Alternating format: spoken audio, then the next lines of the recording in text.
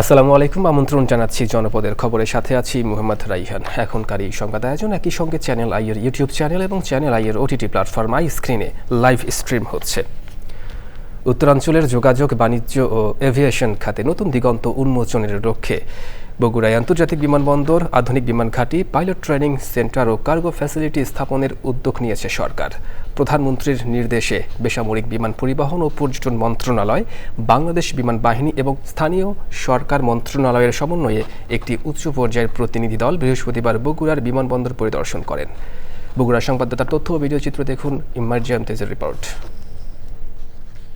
উত্তরাঞ্চলের যোগাযোগ, বাণিজ্য ও এভিয়েশন খাতে নতুন দিগন্ত উন্মোচনের লক্ষ্যে বগুড়ায় আন্তর্জাতিক বিমানবন্দর, আধুনিক বিমান ঘাঁটি, পাইলট ট্রেনিং সেন্টার ও কার্গো ফ্যাসিলিটি স্থাপনের উদ্যোগ নিয়েছে সরকার। প্রধানমন্ত্রীর নির্দেশে বৃহস্পতিবার সকালে বগুড়ার বিমানবন্দরে আসেন বেসামরিক বিমান পরিবহন ও পর্যটন মন্ত্রী আফরোজা খানম রিতা ও স্থানীয় সরকার, পল্লী উন্নয়ন ও সমবায় প্রতিমন্ত্রী মীর শাহে আলম এবং বাংলাদেশ বিমান বাহিনীর প্রধান air chief marshal Hasan Mahmud খান।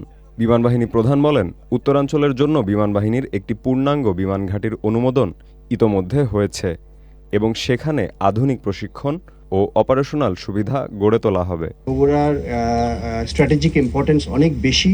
এখানে আমরা চাই একটা অত্যাধুনিক বিমান ঘাঁটি প্রস্তুত করার জন্য, যেখানে আমাদের অত্যাধুনিক জঙ্গি বিমান আসবে অবশ্যই, এবং এই ব্যাপারেও আমাদের সরকারের অনেক আমাদেরকে সহযোগিতা করছেন। ইনশাল্লাহ আমরা অচিরেই আপনাদেরকে শুভ সংবাদ দিতে পারবো যে আমরা নতুন জঙ্গি বিমান কিনছি। এলজিআরডি প্রতিমন্ত্রী বলেন, প্রধানমন্ত্রীর প্রতিশ্রুতি অনুযায়ী বগুড়াকে উত্তরাঞ্চলের অর্থনৈতিক ও যোগাযোগের কেন্দ্র হিসেবে গড়ে তুলতে সরকার দীর্ঘমেয়াদী পরিকল্পনা গ্রহণ করেছে।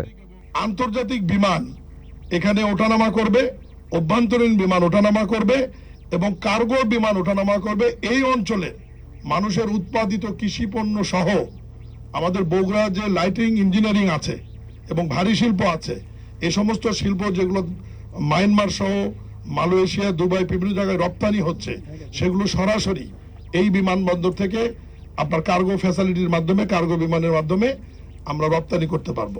বেসামরিক বিমান পরিবহন ও পর্যটন মন্ত্রী জানিয়েছেন, উত্তরাঞ্চলের সম্ভাবনাকে কাজে লাগিয়ে বগুড়াকে দেশের অন্যতম এভিয়েশন হাবে রূপান্তর করা হবে।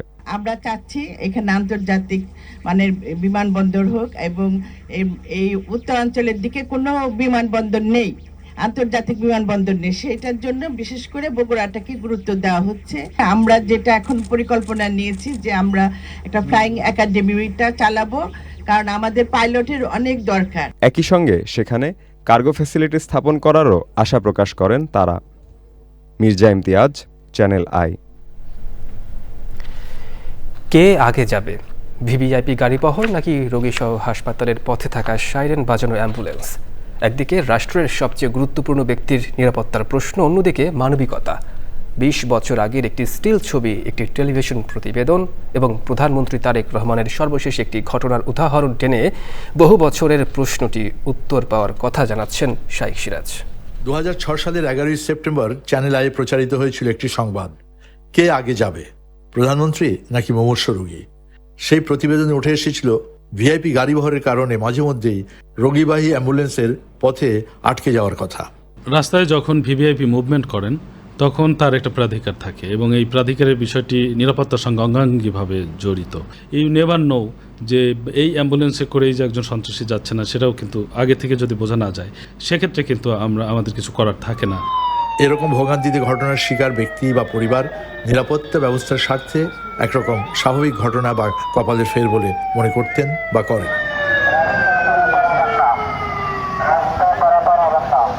তবে বর্তমান সরকার দায়িত্ব নেওয়ার পর চিত্রটা বদলাতে শুরু করে। প্রধানমন্ত্রী তারেক রহমান প্রথমেই তার গাড়িবহর ছোট করে নিয়ে আসেন, একই সঙ্গে নির্দেশ দেন নিয়মিত ট্রাফিক ব্যবস্থা মেনে চলতে। গত ২.৫ মাস ধরে সাধারণ ট্রাফিক সিগন্যাল মেনেই চলছে তার গাড়ি এবং গাড়িবহর। বুধবার দেখা গেল আরও ব্যতিক্রমী এক ঘটনা।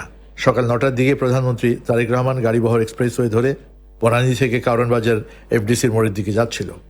সে সময় সাইরেন বাজাতে বাজাতে বহর অতিক্রমের চেষ্টা করছিল একটি অ্যাম্বুলেন্স। প্রধানমন্ত্রীর নির্দেশে তার নিরাপত্তা কর্মকর্তারা তাৎক্ষণিক অ্যাম্বুলেন্সটিকে যাওয়ার পথ করে দেন। 20 বছর আগে একটি ছবিকে কেন্দ্র করে চ্যানেল আই প্রতিবেদন তুলে ধরেছিল, কে আগে যাবে, প্রধানমন্ত্রী নাকি মুমূর্ষু রোগী? এখন নিশ্চয়ই উত্তরটা পরিষ্কার। ওই অ্যাম্বুলেন্সটাকে যেতে দিতে হবে তোরে ভাই। আরে কি আশ্চর্য, এই রাস্তাটা ক্লিয়ার করো না। শাইখ সিরাজ, চ্যানেল আই। পটুয়াখালী জেলার বিভিন্ন দফতর প্রধানদের সাথে মত বিনিময় করেছেন প্রবাসী কল্যাণ ও বৈদেশিক কর্মসংস্থান প্রতিমন্ত্রী মোহাম্মদ নুরুল হক। সভায় সরকারের ভাবমূর্তি রক্ষা ও সুশাসনের জন্য যার যার দফতর থেকে সচেতন ও দায়িত্ববান হয়ে উন্নয়ন প্রকল্পের জন্য বরাদ্দ দেওয়া অর্থ সঠিকভাবে কাজে লাগানোর আহ্বান জানান তিনি। দুপুরে জেলা প্রশাসক সম্মেলন কক্ষে জেলা প্রশাসক ও স্থানীয় সরকার উপপরিচালক জুয়েল রানার সভাপতিত্বে ওই সভায় উপস্থিত ছিলেন পুলিশ সুপার মোহাম্মদ আবু ইউসুফ, অতিরিক্ত জেলা প্রশাসক মাসুদ উল আলম, বিভিন্ন দফতর প্রধান ও প্রেস ক্লাবের সভাপতি এনায়েতুর রহমান ও অন্যান্যরা। দর্শক, এবারে প্রতিনিধিদের পাঠানো তথ্য ও ভিডিও চিত্র নিয়ে ইফতেখার উদ্দিনের রিপোর্ট। ভোলায় উপজেলা পর্যায়ে সরকারি বিদ্যমান সেবাসমূহ অবহিতকরণ ও সম্পর্কিত ওরিয়েন্টেশন কর্মশালা হয়েছে। প্রধান অতিথি ছিলেন সদর উপজেলা নির্বাহী কর্মকর্তা মোহাম্মদ আরিফুজ্জামান। চুয়াডাঙ্গা ও মেহেরপুর সীমান্ত থেকে জব্দ করা 3,18,00,000 টাকার মাদকদ্রব্য ধ্বংস করেছে বিজিবি। প্রধান অতিথি ছিলেন Jessore region commander brigadier general Mahmudul Hasan. Savar পৌর বিএনপির প্রয়াত সভাপতি খন্দকার শাহ মাইনুল হোসেন বিল্টুর স্মরণে দোয়া মাহফিল হয়েছে। দুপুরে সাভার সরকারি কলেজ বিশ্ববিদ্যালয়ের মাঠে এই অনুষ্ঠানে প্রধান অতিথি ছিলেন সংসদ সদস্য ডাক্তার দেওয়ান মোহাম্মদ সালাউদ্দিন বাবু। চুয়াডাঙ্গায় 198তম বিশ্ব রেড ক্রস ও রেড ক্রিসেন্ট দিবস পালিত হয়েছে। গাইবান্ধায় দুদকের গণশুনানি উপলক্ষে স্থানীয় সাংবাদিকদের সাথে মত বিনিময় সভা হয়েছে। কুড়িগ্রাম প্রেস ক্লাবে সাংবাদিকদের সাথে মত বিনিময় করেছেন জেলা পরিষদ প্রশাসক সোহেল হাসনাইন কায়কোবাদ। লালমনিরহাটে HIV/AIDS প্রতিরোধে জনসচেতনতা বাড়াতে জেলা পর্যায়ের কর্মকর্তাদের সাথে মত বিনিময় সভা হয়েছে।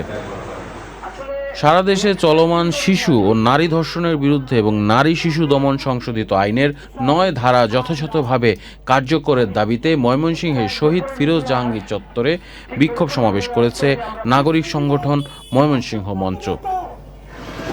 সদ্য ঘোষিত নোয়াখালী জেলা ছাত্রদলের 37 সদস্য বিশিষ্ট কমিটি সহ অন্য সকল কমিটি প্রত্যাহারের দাবিতে বিক্ষোভ মিছিল করেছে সংগঠনটির পদবঞ্চিত নেতাকর্মীরা।